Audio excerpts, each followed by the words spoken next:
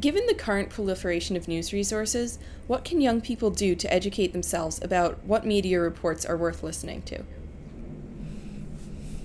Well, of course, my answer would be read the New York Times every day. Maybe the biggest thing that I would caution against is something that is very human, and that is to seek out sources that that we agree with.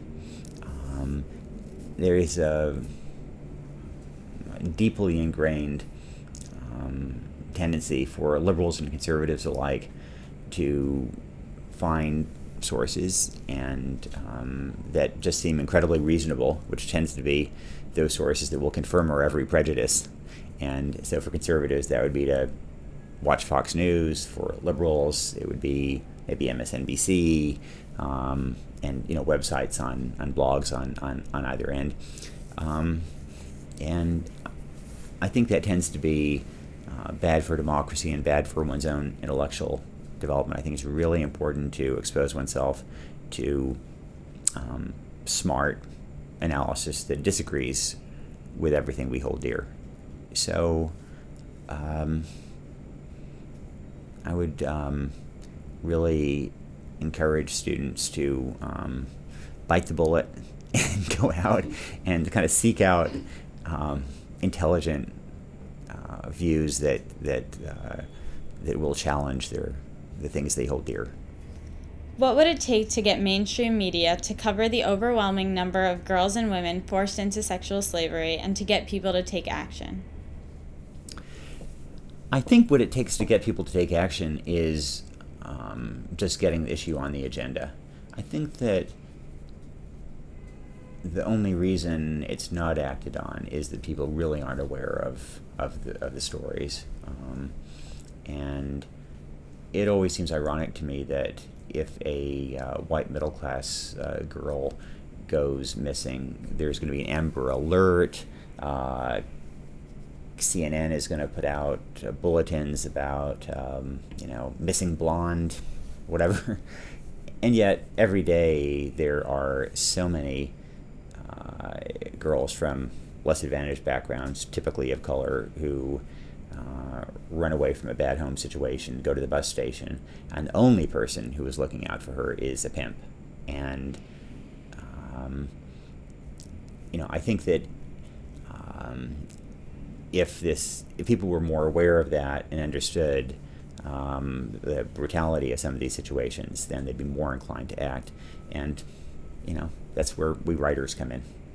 And how we get, in general, one of the shortcomings of the news media is we're very good at covering what happened yesterday. We're not very good at covering what happens every day. And that's one of the problems. One of the reasons we don't tend to cover human trafficking very much is that it's just part of the background noise.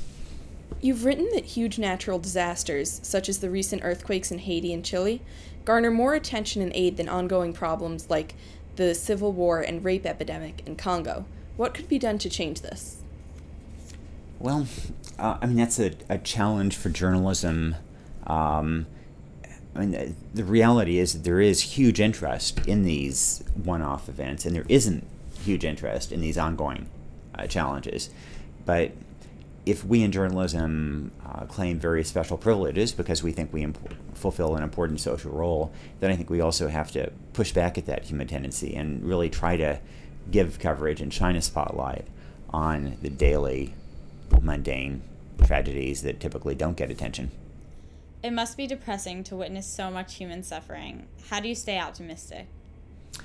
It actually is much less depressing than one might think, and I'm sure you encountered this same thing at the orphanage, that when people get tested, then there are some people who do terrible things, and you see unbelievable brutality. But you also see unbelievable courage and altruism, people rising to the occasion, expressing their humanity by just doing things that are almost unimaginable. And so in places like Congo or brothels in Cambodia or wherever else, I see extraordinary levels of brutality. but I also see extraordinary levels of courage and compassion and activism. And I managed to come back from those places actually kind of reassured about what the wonderful things that human beings are capable of, and often truly inspired.